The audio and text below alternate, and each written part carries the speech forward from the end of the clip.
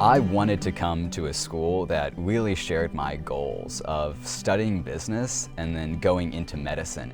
As soon as I got to Texas A&M, I kind of asked if I could combine these two fields, and the director of the Business Honors Program looked at me and said, "Oh, Sunjay, we send business students to medical schools every single year." So that was a lot of confirmation, at least for myself, and knowing that I could focus on my two passions of business and healthcare and combine them. When I think about going into health policy, I want to make sure that every policy I ever interact with positively affects patients at the end of the day. And the only way for me to get that true clinician experience is to become a clinician, right?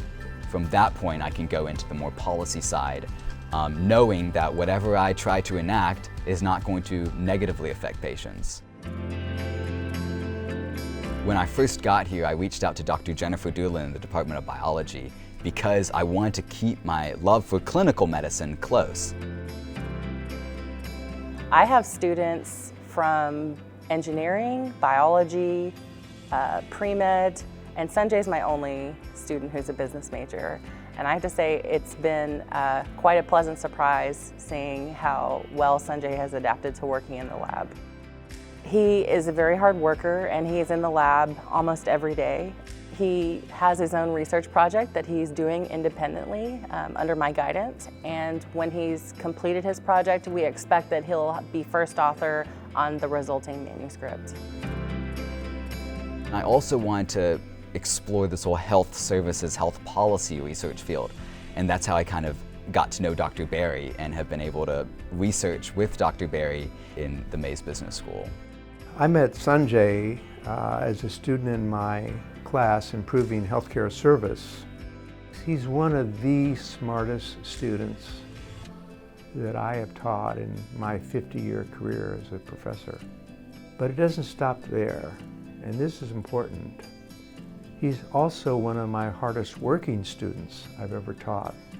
And when you put those two qualities together, it's a powerful combination. My parents have definitely kind of shown me what hard work looks like, and that's been really great. But outside of that, even since coming to college, it's the opportunities that exist at Texas A&M that have driven me. I ask business professors and other faculty members all the time if I can take advantage of certain opportunities or create new opportunities. And the answer has never been, "Oh, Sunjay, students have never done that before." The answer is always, "Oh, let's find a way to make that happen." At one point, he said, "You know, Dr. Berry, I really would love to work on an article with you." And that struck me because in my entire career, I've never worked with an undergraduate student on one of my publications. I started thinking about that idea, and it occurred to me that, you know, if I'm ever going to work with an undergraduate student, this is the guy. And it's now under review at one of the leading medical journals in the world.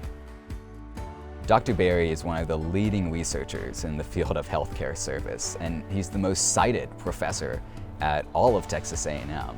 And it's humbling that he's taken me under his wings and truly mentored me and taught me not only how to be a better writer, but how to think about healthcare differently. During one of our conversations, we were talking for about an hour, and at the end, I said, "Well, you know, Dr. Berry, I just adore you." And he looked at me and he goes, "You know, Sunjay, I adore you too."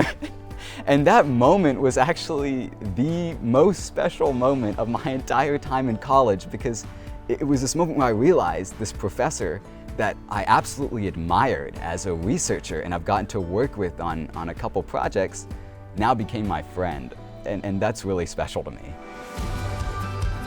Sunjay may be one of the 5 most successful students ever to graduate from this school. He clearly has all of the qualities of a transformational leader. Wherever he works, he's going to have people that are inspired by him.